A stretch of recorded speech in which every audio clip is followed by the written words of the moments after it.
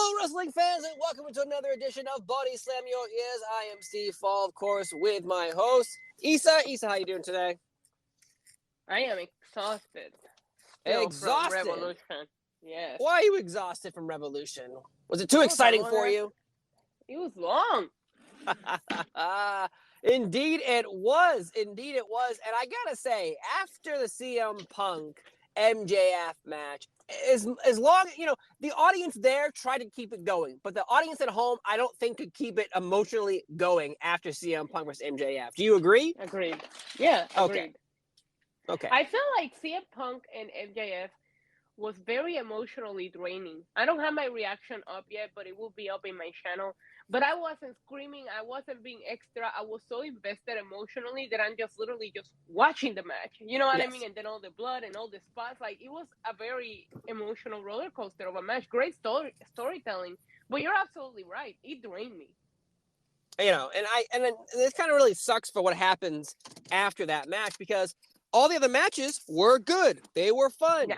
The crowd was trying to stay into it, and they did pretty much. But I was just looking at my clock, being like, "Oh my god!" Then I'm like, okay, so we have the women's match. This is great, bad positioning, but great. Oh no, I love Moxley and Daniel Bryan, but that's next too. Sting still hasn't wrestled yet. The main event's not yet. I forgot that match between the women's world title and the men's world title, which I ended up enjoying the shit out of it. Don't get me wrong, I thought it was a lot of fun.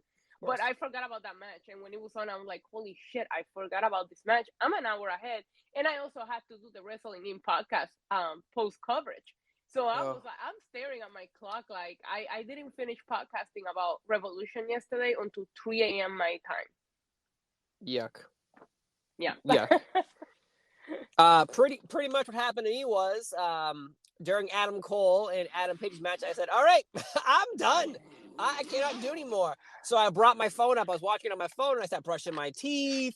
I'm putting my pajamas on. I'm getting into bed. Now I'm seeing on Twitter. Everyone's like, now I got off the stream and I'm on Twitter, and someone's like, there's a masked man with a camera on the ramp. And I'm like, a masked man with a camera on the ramp. Oh my God, who is this? Could it be Johnny Gargano? Who could it be?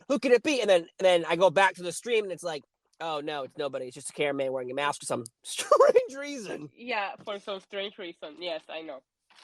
So I don't know what happened with that, but that suddenly got me going at like 10 in the morning, and I'm like, oh boy, what's happening? But all in all, I enjoyed the hell out of this event. Though, again, these always go 4 hours long, and I get it, because they don't have pay-per-views every month, so they try to give you a bang for your buck. But at the same time, it's tiring. Go back to Saturdays. Yes. Then. Like, they were. Yes. I thought that there's Saturdays pay-per-views, because I don't have any complaints outside of the length of it for a Sunday night. And I have an unconventional job, but I still have a lot to do in the mornings. Like, I still haven't even gotten to my reactions, because you know how long it takes editing a video and all that. And I'm like, wow, these people are killing my plans for the next 2 days with this pay-per-view. But did I enjoy the pay-per-view? Oh, 100%. I just wish it would have been on a Saturday. Yeah, I think Saturdays are the key to any of this. I don't care. Like, I watched Impact Sacrifice on Saturday night. Trust me, I think everyone would have agreed they would have gone and watched Revolution versus Sacrifice on Saturday night, because, it's a night to enjoy, and I guess the world is opening up. So the statement still is, oh, it's Saturday night. You've worked all week. You want to go out, hang out with your friends, date night, so on and so forth. Sunday is the day you get ready for Monday. You stay inside. But still, then start the show at 7 o'clock. Start the show at 7. Not the buy-in, but the buy-in inside at 6. Yeah, I agree. Or have a shorter buy-in. I don't know, but I agree. I thought when I saw the buy-in was at 7, I was like, oof, because the card, it doesn't matter how much you shorten this match. The card was 10 matches, 11. 12 matches long? 11, thank you. So it's just like, you're looking at the card and you're thinking, even if you just give, which you shouldn't, because you knew there was going to be some long matches here. Even if you cut time on some of these matches, you were still looking at 4 hours minimum, just based on the card alone. Right. And Matt, so if you started at 7, you actually watched 5 hours of AEW, and that's fine. Imagine the people that attended, because if you attend, you gotta get there an hour early to get in, find your seats, then you're watching the buy-in. Then that's why I was like, I'm not surprised that there's a little bit of crowd exhaustion. You could feel it, but listen, let's talk about the matches because I'm pretty sure everybody online is complaining about the length, and I agree. But it was a fun show. It really Of was. course. Nothing really major happened, so no titles change hands. It was just a fun night of great storytelling in the ring and great wrestling. All right, so I have a couple of like moments I was like, really? Thunder Rosa Okay. not beating Britt Baker to me was a huh? What do we why? Yeah. Because who's next for Britt Baker? Nobody. Nobody, and that's probably the only thing that I was very critical about when I did the post show. I had a lot of issues with this match. Did I enjoy it? Yeah, I Of course. personally hated the placement of it. Why would you put the women after the most emotionally draining match? Do you really think I was into this match? No, I'm still like trying to get a drink, trying to recover from the Mm-hmm. emotional roller coaster we just got put through. Number two, you have 100 hours of programming a week, including YouTube videos and this and that, and you don't announce this beautiful new belt. I have people tweeting me that were at the event that told me I didn't realize there was a new belt until I saw your tweet. Nobody Wow. announced that Britt Baker debuted a brand new belt, which was sexy, by the way, because that old belt, it was the ugliest thing in AEW as far as titles goes. And I didn't like the finish because I personally feel if Britt Baker if you're gonna let her beat Thunder Rosa, then she needs to beat Thunder Rosa, right? Yes. Because I feel like maybe Thunder Rosa is that person that has Britt's number, but the distractions and this and that doesn't make Britt Baker look any stronger as a champion. Doesn't make Thunder Rosa look any better. She looked like a silly baby face falling for it and the ref and all that. And I personally think the bar is so high because of that amazing match the two of them put on that going from that lights out match to a regular match is a downgrade. They kind of set them up for failure. The only way you could have got a pop out of this was if Thunder Rosa won. Yep. No, I agree. I didn't tweet it out. I've been trying to keep like my negative tweets inside my body. And the main one from this finish was like, am I watching WWE right now? And like I love WWE, but that's what it felt like. Yeah. It felt like, oh, here comes Rebel. Here comes the other person. The Oh, here comes Rebel. distractions Oh, and were distraction. way, Another distraction. yeah. It just felt like endless distractions. The referee never like picked up on, and no one ever came down. Where was Mercedes Yeah. Martinez? Where was like a debuting Ember Moon? Like where was anyone to come down and be like, hey ref, there are people on the outside causing a ruckus. Could you do your job and exit them? I was so frustrated with the referees last night. Like, I know the AEW referees do things differently, but there was a couple of spots in which I was like annoyed at the referees in AEW. But yeah, I'm 1000% with you. I was like, what is happening here? I hated that she kicked out of the curse stump. Like, she curse stumped her onto the belt, and then she kicked out of that. And then she still ended up beating her with a curse stump. So if you would have just switched those curse stumps around to where she loses getting curse stump on the belt, I think that would have been more powerful. I didn't like that kick out at all. Like I really hope that this ending sets up a steel cage match or some sort of match where that's what you I'm got to hoping. keep everybody out. You know, It's something gonna like that. it's gonna be the only way that you save Thunder Rosa here. Otherwise, she's gonna literally go back to the back of the line, and you did nothing for her. Yeah, look at Ruby Soho. Someone asked yesterday, where is she? And someone's like, she's on Dark now. That's where she is. I got asked that in the podcast, and I was like, she's on FanFest because I did see her taking part on FanFest. I'm like, she's on FanFest, and she came in with so much buzz. You're right. She came in with such a hype, and then you gave her that match. She lost to Britt Baker, then she lost in the TBS tournament, and now we don't know where she is. Nope, nobody knows. Though I do know where Jade is, and Jade's in my heart because she dressed as Jade for Mortal Kombat. My God, don't tell my wife, but I've replaced her photo with Jade as Jade. She looks incredible. Jade has that star quality, that star factor. I don't know why people. I don't care. I do care, and I think she's training with Brian. It's the rumor, what's going around the internet. But I wouldn't care if Jade just stood there in the ring and couldn't wrestle because of the way that she looks. AEW does lack a lot of stars that have that it factor. Jade is their it factor person. I think Wardlow's getting there too. I really get impressed by Wardlow the more they keep pushing him. But Jade, oh my gosh, she looked incredible. But the match, again, it was very predictable. Nobody thought Ty Conti had a shot here. Never. I think Ty Conti looked great, don't get me wrong. And she seemed like a credible contender because of her background and all of her martial arts experience. But I never in 1,000,000 years thought, oh yeah, Tay is going to be the one that breaks the streak. Not at all. Agreed. I felt the same way. I was just like, okay, well, this is I looked at the card a couple times. I was like, all right, there are like 3 matches here that can be at the end of bigger matches. Like, because you can need you get brought up, you need to let me down. Get brought back up, Right. you need to let me down. Some matches I thought, I'm like, you use that as a let me down? How dare you? How dare you? I was very into the matches that I was into as I was previewing the pay-per-view last night were all like grudge feuds. Like I was into Mox and Bryan. I really wanted to see CM Punk and MJF, and I really wanted to see Kingston and Jericho. And I'm like, wow, the matches that I really want to see have nothing to do with titles here.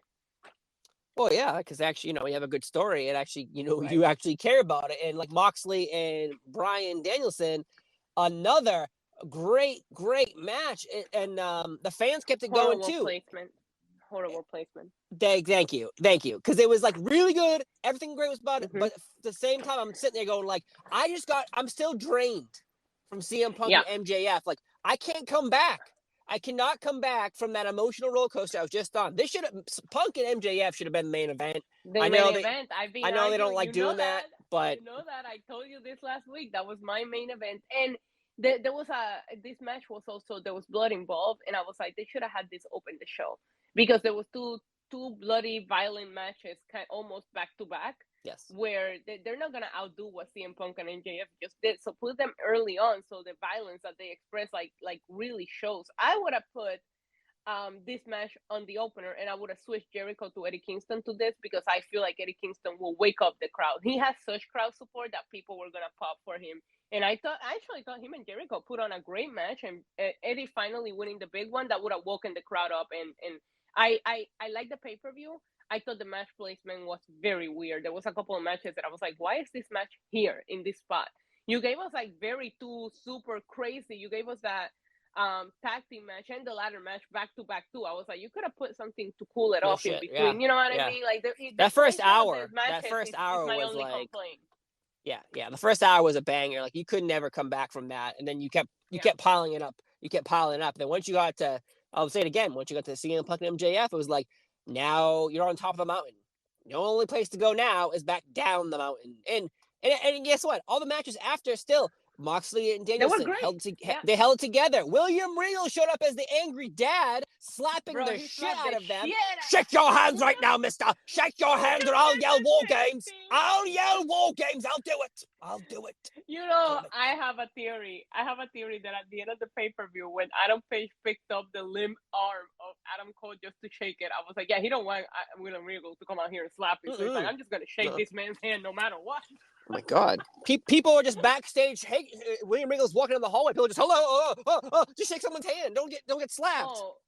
Oh no! I want for the booking of Regal moving forward is he just shows up at random segments, slaps someone, and walks away. That's what I want to see from William Regal on TV. But it has to be a build. Like, I want to see him show up, like when Ron Simmons says "damn." I want Regal to show up, and everyone's like, "Oh God!" And like Regal like takes like a glove off his hand, finger by finger by finger by finger by finger, and you're like, "Oh no!" And he goes to do it, and then you shake hands. Yeah, and you see them bracing for impact, like getting ready for the slap, like, oh no, here it comes, And speaking of like matches like that, the main event was just a regular wrestling match. Don't get me wrong, both of these Adams are very good at wrestling. But after all of the action that we saw, I was like, we're gonna close the show with just a good old regular match. Come on. Also, I'll tell you what, this is Ring of Honor 101, but also NXT Takeover 101. It's where you're gonna have like 3 matches, and they're gonna go way too long, and they're gonna kick out of everything. I'm talking about thumbtacks, bolt to the face, gun wounds. They're just gonna kick out of everything, and then get pinned with like a simple move. And I can't handle those matches anymore. I don't know why, but I can't handle them anymore. Are you saying we're getting old? Yeah. If it's too loud, it's too old. And guess what? It's too loud. I don't like my reactions videos to be too long. And the shortest that I could get this MJF and CM Punk reaction video was to 10 minutes. That's how long that freaking match was. And I was like, Jesus Christ, I kept trying to cut parts of it, because a lot of times you're just watching. I'm not gonna post a video of me just watching. You want, whatever. The whole point is that match was so long. When I go to edit the video and I realize that it's over a half hour long for one match, I was like, Jesus Christ. Yeah. And again, they were all good, but at the same time, my wife tried to make me watch West Side Story the other day, and guess what I did? You know what the first thing I did was look at the length, and I said 2.5 hours. 2.5 hours of snapping your fingers and dancing. Shit. I've been begging people to not give me the Batman spoilers because I really want to go see it. I'm a sucker for superhero movies, especially Batman. He's one of my favorites. But then I'm looking at the length of this movie, and I'm like, I don't know when the fuck I have time to take, because going to the movie theater, you got to take the time to drive there by yourself. You sit there. So we're not talking just a 3-hour movie. We're talking like a 5-hour out of my day. I'm like, I don't fucking have an hour, let alone 5. So I'm with you, but I'm not trying to be critical of this pay-per-view because I really had a good time. I just wish the matches were placed differently to where you slow it down, pick it up, slow it down, pick it up, not go, and then slow it down, and then go when you are so exhausted that you can't get behind the performers. Because I really wanted to feel more when I was watching Mox and Brian, and I was just drained from CM Punk and MJF. And the one thing I will say, it sounds like we are kind of complaining, but I'm not complaining, is it seemed like, unlike WWE, where it looks like someone's told, like, hey, you're the first match, don't go out there and like do what the main event's gonna do. At least AEW pay-per-views, it seems like no one has saying hold back. They're more like saying, no. Hey, go out there and do your best work. No restrictions. Do whatever you want to do. And go for it. Sometimes it bites them in the ass, as in the blood factor. We already saw blood, so we're going to see more blood. That's fine, whatever, it happens. But, like, I think that's the good part. Like Sting jumping off a fucking the luge section onto some tables.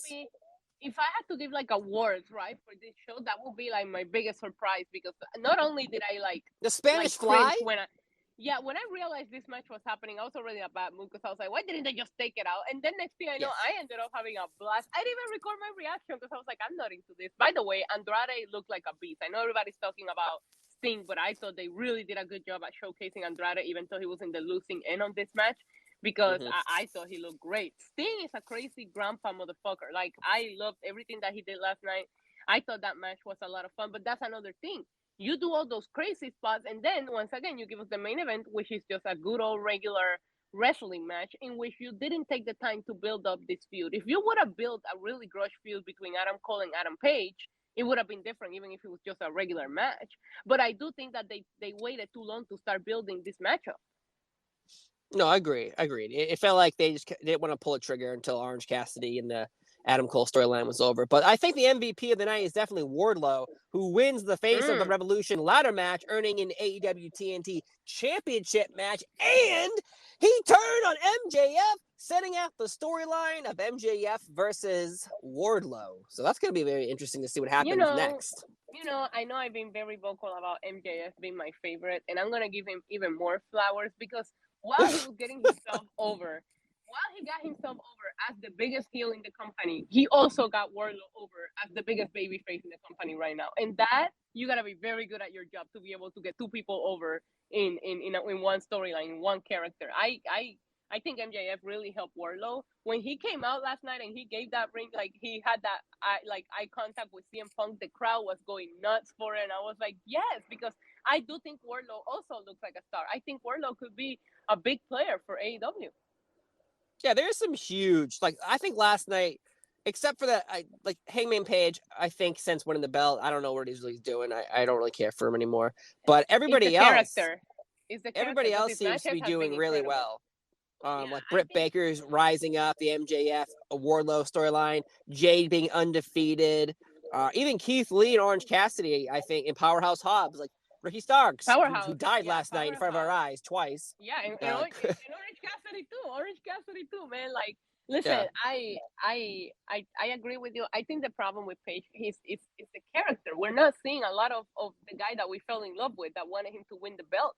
He's putting on incredible matches. Think about it. He beat Omega, Bryan, Lance Archer, I don't really count that. Now Adam Cole, his resume looks good. Does the title reign look good? No, not the stories. The matches, when he's in the ring, I want to watch him, but you're not doing anything with him character-wise. He hasn't grown since winning the belt as a character. Yeah, agreed. And like the storyline, the video package of Cole versus Page, I was like, okay, well, what's he said, the storyline. What is the storyline? Moxley and Danielson had a huge storyline. Baker and Thunder Rosa, Punk and MJF.